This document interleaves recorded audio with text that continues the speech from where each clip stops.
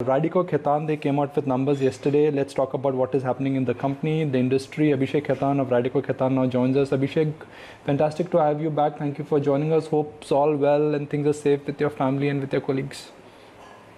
Absolutely well, and thank you, Nikunj, for having me over. So, Abhishek, let's do what markets are doing. There is no point in talking extensively about what you've reported for the quarter gone by, because the quarter gone by, we all know the lockdown impact was visible. So let's talk about how much of the business, according to you, for the liquor industry has normalized, and what do you mind the new normal for the industry growth rate could be? See, if you look at the lockdown period like April, as far as Radico goes, our volumes were zero because it was a total lockdown. And May we were down by 29%. And in the month of June, we were just down by 10%. And how we see going forward is now from this quarter, we are feeling that if some more lockdown does not happen, we are back to the pre-COVID levels. And it's too early to comment, but how the early signs are that we feel that the industry should get back to the normal pace now. Now, the normal for Radico and the normal for industry is different. I was looking at your pre-COVID numbers. You've had double-digit growth largely towards late teens. So can I say, based on your interpretation, based on your answer, that Radico is back for a mid-teen kind of a growth for next coming quarters? See, if you actually go by the past track record, FY 2019, the industry grew by 9%, whereas Radico grew by 18%. And in FY 20, the industry grew by 0.5% and we grew by 12.5%. And also in the current quarter, the industry was down by 51% and Radico was down only 44%. So what we feel that we'll be outperforming the industry because all our brands are buoyant, and especially like last year, our 8 p.m. family, we crossed 10 million cases. And also we launched 8 p.m. Premium Black, which is a premium whiskey. And this year we are sure that it is going to cross 1 million cases. So we feel like depending on the situation, how the COVID plays out, Radico is in a good position to outperform the industry. Okay. How big is the sanitizer business for Radico now? The sanitizer business is about this month we've launched our new brand Sanitize 99.9%. And we are rolling it out in about 7 states. And we expect good results from the sanitizer business. But as of now, it is not that material, but the early signs are good. A lot of states have also increased duties post the COVID crisis. Has that impacted the demand for your products and your brands? See, there are few states like, the tax increase has been in the range of 5% to as much as 70%. So certain states which had increased the duty to 70%, there the volumes have decreased by more than 50%. And I think it was a knee-jerk reaction. And in fact, certain states like Delhi, etc., have rolled back the corona tax, and brought it to the level of 5 to 10%. So I think it's a matter of time where the duties will come down and the demand will come back.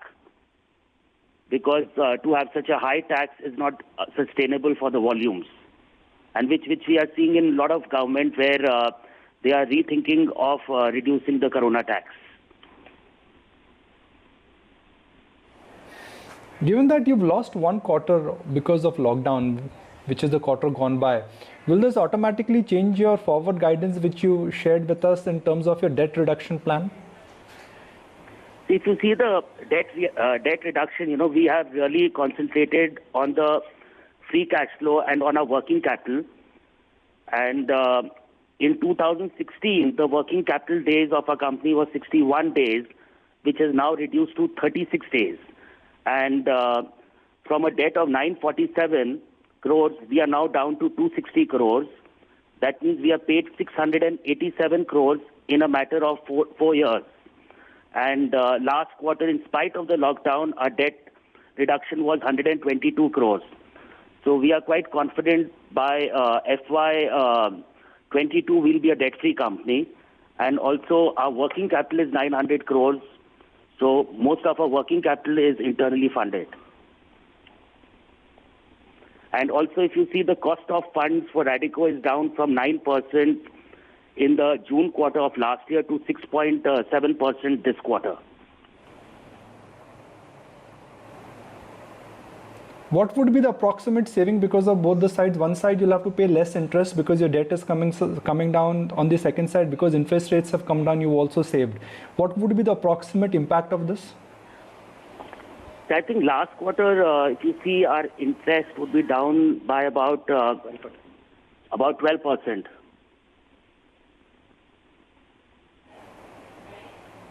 Okay. And now you managed to cut your cost in the quarter gone by.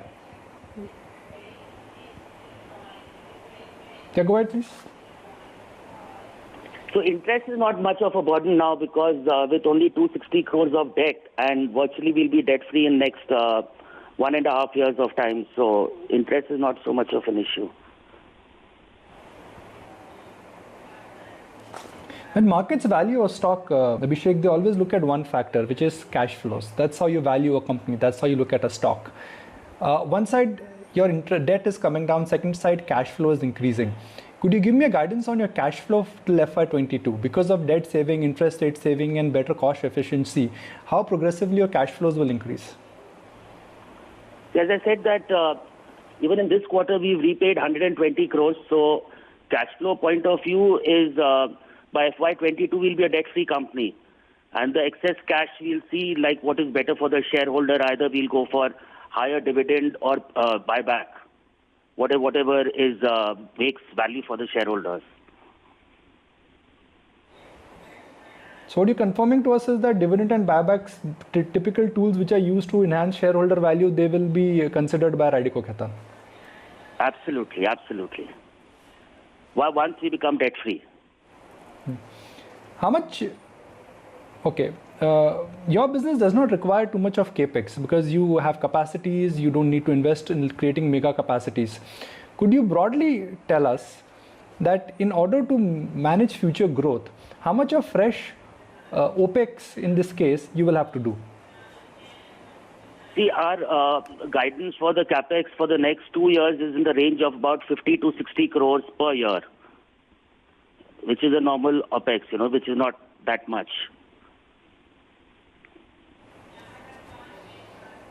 Okay. You've had challenges on the environmental front. How will you ensure that those challenges don't come back? No, what challenges? You had certain challenges on environmental clearances. You had challenges when it comes to the Green Tribunal, pretty much on the environmental fronts. How will you ensure that in future those challenges which you've had in the past are taken care of? See, we've already invested and we have been an environment-friendly company, and all those things are of the past.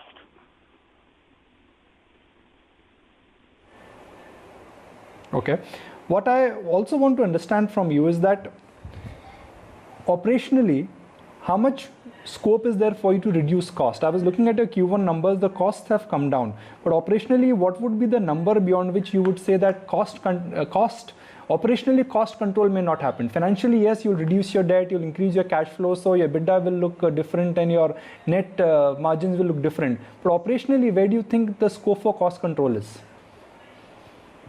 I think we've reduced our cost quite a lot, which is quite visible with the free cash flows what we have generated in the last 4 years.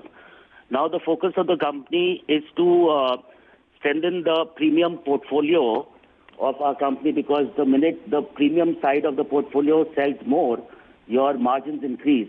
And that is where we are concentrating, where in the last couple of years we've launched 8 PM Premium Black, which is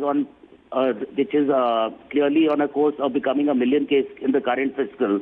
Plus, we also launched 1965 Spirit of Victory Rum, which is a premium rum, We started with the army and then we have gone to the civil market. And that also we believe will be close to 1 million cases in the current year. So we are concentrating more on our premium portfolio. Even our flagship brands like Magic Moment now commands a market share of 60% in the entire vodka category. Even Morpheus, which is a super premium brandy of ours, also has a market share of 60%. So we are continuously investing behind our premium portfolio and where we are trying to increase the volumes so that our margin increases. Could you give me a breakup of how much of your total turnover is premium and non-premium, and what it could look like, let's say, in 2022? See, out of the total turnover, the premium turnover is 30% by volume, 50% by value. Is 30% by volume and 50% by value. And by FY22, we want the 50% of the value terms to be close to 60%. Okay. Every industry, Abhishek, has seen consolidation. Banks are becoming bigger, financial firms are becoming bigger, FMCG companies are becoming bigger. What are the trends which you see in your industry? Because frankly, there are only 3 or 4, at max 5 companies which are of your size. Do you see, because of the COVID crisis, a lot of smaller regional local players are going to get completely weeded out? See, I think companies with a strong balance sheet and which are healthy and which have a premium portfolio are going to survive this crisis. And definitely there'll be a problem for the smaller companies. And companies which have robust brands which will outshine in this period.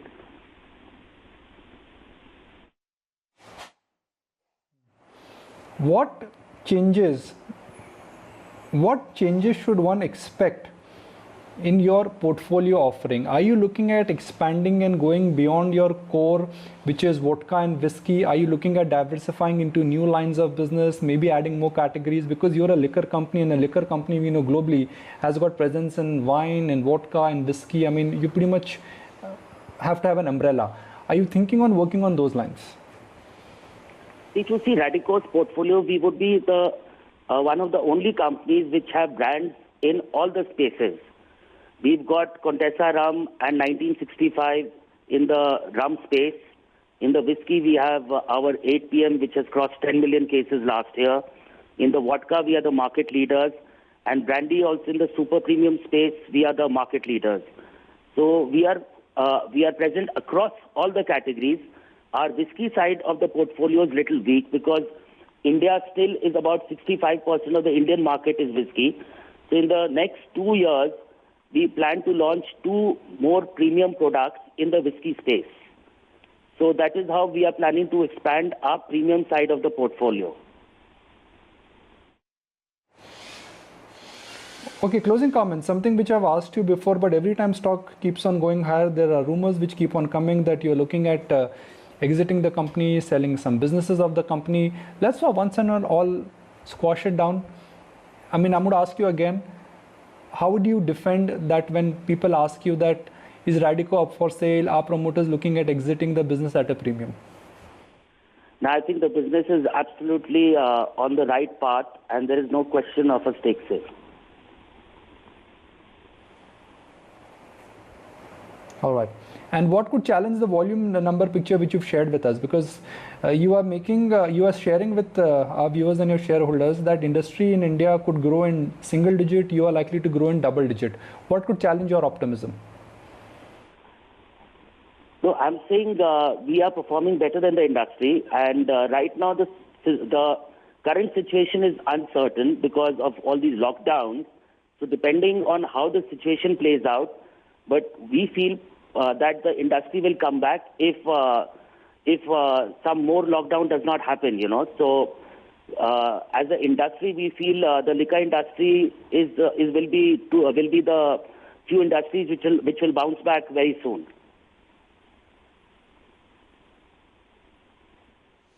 All right, Abhishek, appreciate your time. We've had a very long chat. We've discussed all the nuances of the liquor industry and for Radico. Stay safe and certainly hope to see much more of you going forward. Thank you, Nikunj.